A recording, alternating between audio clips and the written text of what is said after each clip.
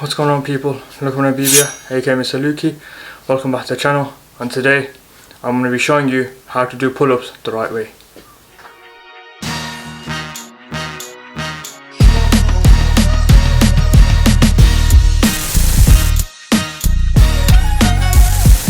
Alright people, so today we're talking about how to do the pull-up. Now, pull-up is again one of the best exercises for building a great back, right? If done correctly. Thing is, a lot of people, even myself when I first started training, was doing the pull-up wrong. What tends to happen is we don't think about what muscles we're contracting and what technique we are using to do the pull-up. So if we're looking to increase in pull-up strength and increase in building muscle as well, then we need to understand how to progressively overload the back muscle when doing pull-ups, and on top of that, how to do the form correctly when doing the actual pull-up. When people start doing pull-ups, right, what they think to themselves is, I need to get my chin over the bar, right? So my head needs to be over that bar for me to do the rep, right?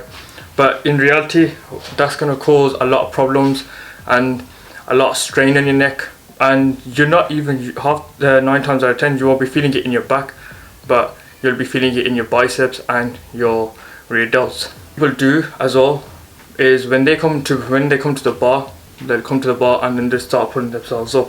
We don't want to grab the bar and just pull ourselves up. What we want to do is contract the back muscle when pulling ourselves up. What we need to do is retract the scapula, right? It helps you protecting your shoulders from injury, right? Now, when retracting the scapula, you'll get a lot more activation in your back as well. We need to understand how to retract the scapula.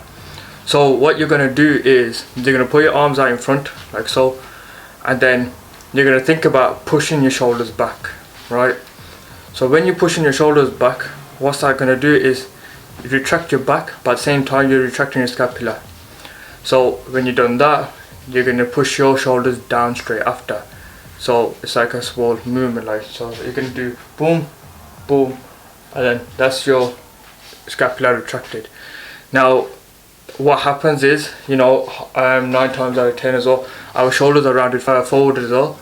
So when you're retracting the scapula, what you'll see is your chest will come out more, right? And you see that when you pull your shoulders back, right? When you pull your shoulders back and you pinch them together, then your chest will start sticking out, right? Our aim is to get our chest to be touching the bar or as close to the bar, right? Now, normally when doing a pull-up, we come up and down, right? That's working again the biceps and the rear delt.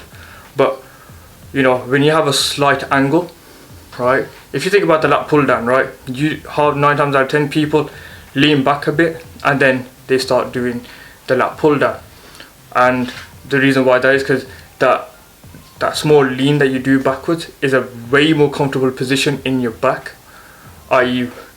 working your back more rather than working your rear delts and your biceps. So again, when retracting the scapula, you're going to have this posture where your chest is out and your back is slightly bent backwards, so slightly lean back, and then you're going to be pulling up.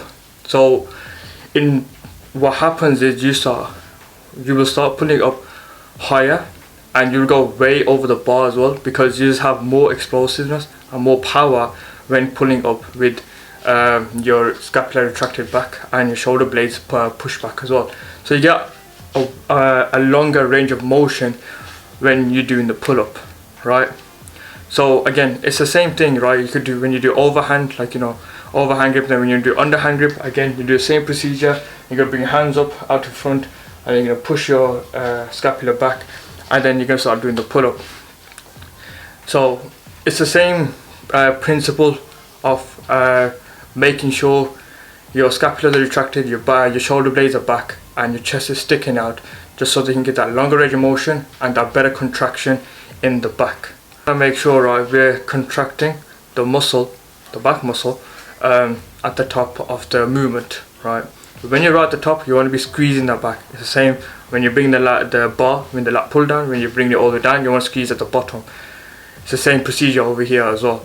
And then again, you know, get that full range of motion coming all the way down, all the way up. To build strength in the pull-ups, right? When you got the technique right, your power will come with it. Your physique will start looking better. You'll build a lot more muscle quicker.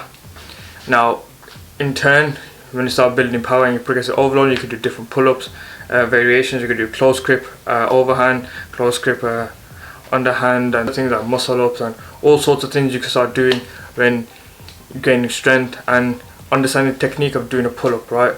So that's all it is really, just making sure you understand how to correctly use a technique to do the actual pull-up, so then you can build more muscle and build strength much quicker than actually just go into a bar and just start pulling yourself up. So that's all I have, people. If you like this video, give it a thumbs up. If you want to see more content, again, message me through my Instagram, or email me, or if you got my number, text me, whichever it is. And on that note, like, comment, subscribe, and I'll see you all soon. Peace.